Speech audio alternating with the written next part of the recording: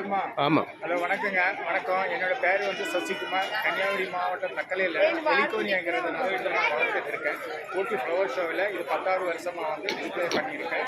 நீங்கள் எல்லாருமே அதை கண்டுக்கிறீங்க. இது என்னோட சொந்த தோட்டத்திலேருந்து விவசாயம் செய்து இதை வந்து நம்ம கொஞ்சம் காணிக்கிறதுக்காக பண்ணப்பட்டிருக்கு. எல்லாருமே வந்து பார்க்குறது அன்பாக வணக்கம்.